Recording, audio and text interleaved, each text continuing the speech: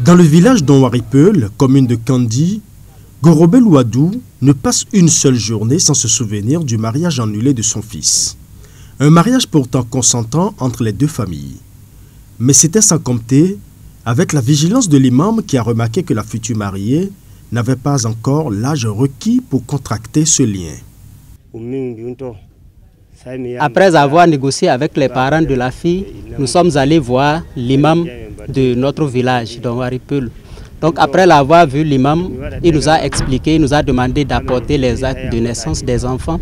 Nous avons apporté les actes de naissance des enfants. Mon enfant avait 20 ans. La fille avait 17 ans, moins de 18 ans. Voilà. Et l'imam n'a pas célébré le mariage. Il m'a expliqué que selon la loi, je ne pourrais pas célébrer ce mariage-là. Raison pour laquelle j'ai dit, parce qu'on avait déjà apprêté tout ce qui est nécessaire pour le mariage. Nous avons préparé, nous avons déjà tout fait. Donc ça ne restait que la célébration. Dans cette communauté Peul, tout comme dans plusieurs autres, plus aucun mariage forcé ni précoce n'est autorisé.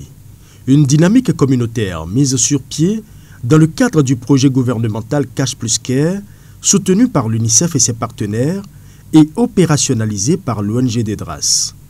Au nombre des grandes dispositions innovantes, l'installation d'un comité de veille villageoise. On retrouve les grandes composantes du village, les leaders d'opinion et les femmes, les jeunes, pour pouvoir en faire une lutte commune. Et cela permet justement de pouvoir déjouer les cas de mariage d'enfants. Et au terme de ce processus, on a noté que sur les 46 villages qui ont été évalués sur le dernier déroulé, 44 ont été certifiés zéro mariage d'enfants. Aujourd'hui, Kandi compte 80 villages sur 82 certifiés exemple de mariage d'enfants. Mais pour y arriver, il y a eu des dispositifs qui ont été mis en place, notamment au niveau communautaire.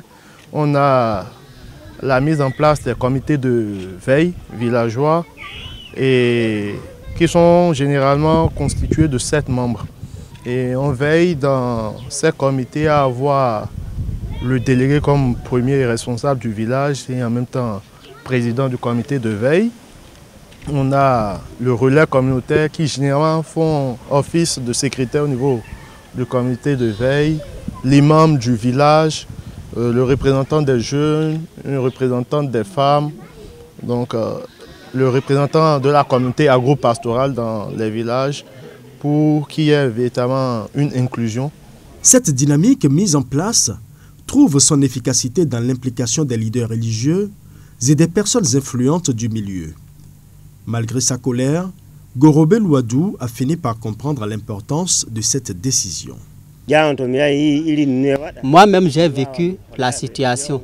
Donc, je vais conseiller et sensibiliser aussi les autres et pour ne pas célébrer le mariage des enfants, qu'ils attendent que les enfants aient au moins les 18 ans avant de célébrer le mariage. Je partagerai cela avec la communauté. C'est désormais clair dans l'entendement de ces villageois. Mariage forcé et mariage précoce doivent être bannis. Et le comité de veille villageoise joue un rôle déterminant dans ce combat pour l'épanouissement des filles et des femmes.